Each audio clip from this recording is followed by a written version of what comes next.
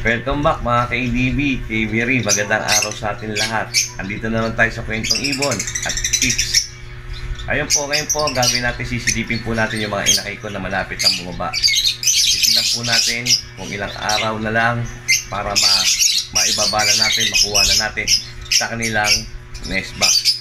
Pag marunong na kumain, pwede na kunin yun. Kaya yun lang po sisilipin natin. Saka syempre, magbibigay din po tayo ng konting tip sa ating mga viewers at sa mga mag-iibon at sa mga newbie. Ayun po, silipin po natin. Okay, ito guys, ito una natin sisilipin, ha? Ito yung mga kapatid nito nabili na. Ayan, oh. Ito, hindi pa masyado pwedeng bumaba to kasi kulang pa yung buntot niya. At tingin ko hindi pa masyado bata pa masyado. Pero pardo siya, oh, bayo. Ayan. Silipin pa natin yung iba na maaaring pwede na nating kunin at ihiwalay sa magulang. Silipin natin kung marunong na rin sila kumain, kumuka, para talagang mahiwalay na natin sila sa magulang. Silipin pa natin itong iba. Oh guys, ito naman wala pa rin to, medyo bata pa to. Wala yata tayo maibababa ngayon, ha. Oh, bata pa, oh.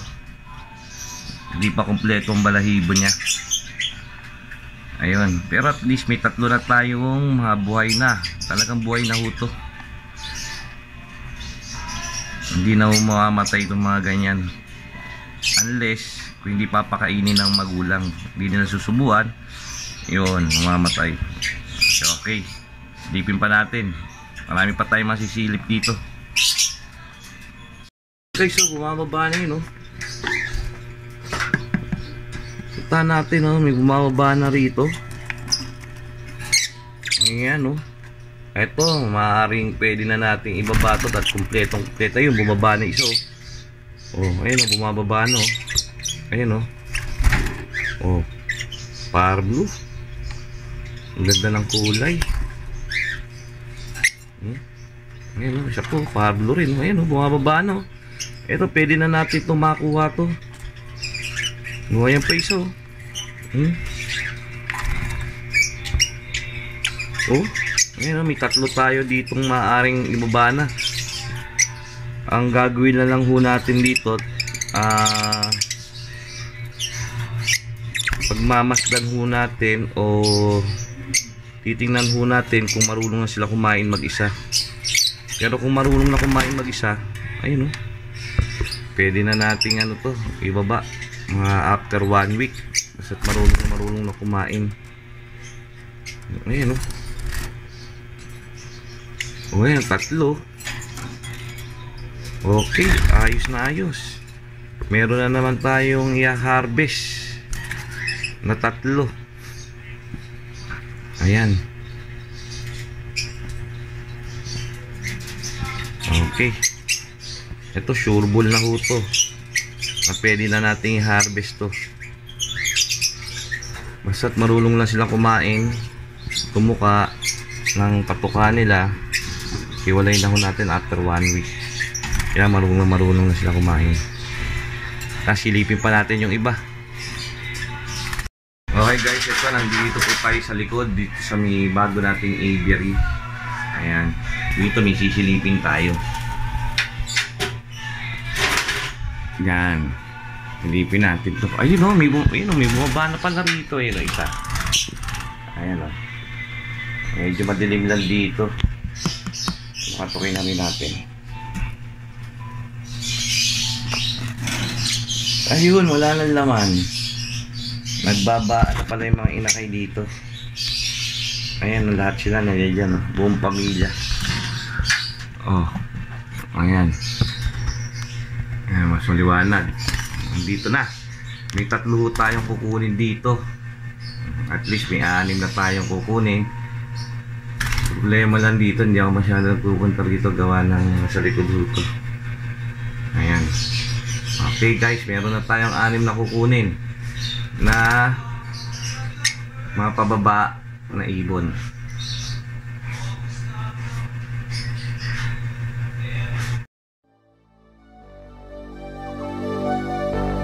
Fill me out with your smile. Now the sunshine brings the light. Fill me out with a flame. I will let you in this game. Take me out when I'm down. Cause with you I'm safe and sound. Safe and sound. Safe and sound. Safe and sound. Safe and sound. Safe and sound. Safe and sound. Safe and sound.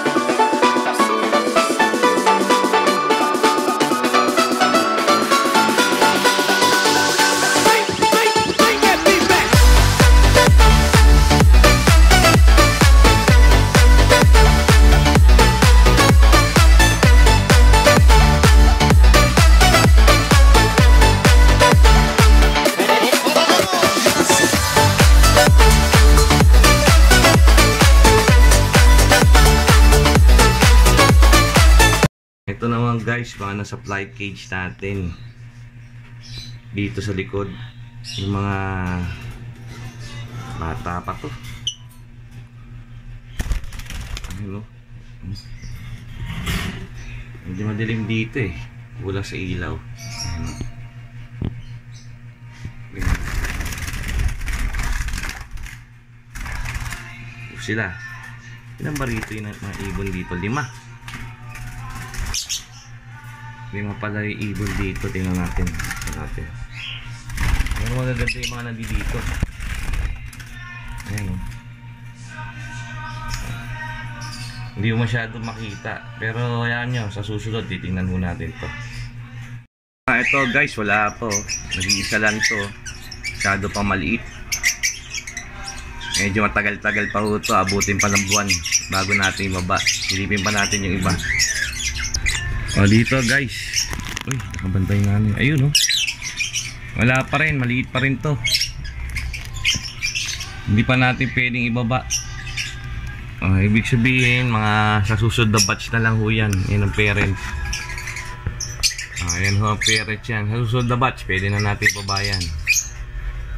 Okay guys.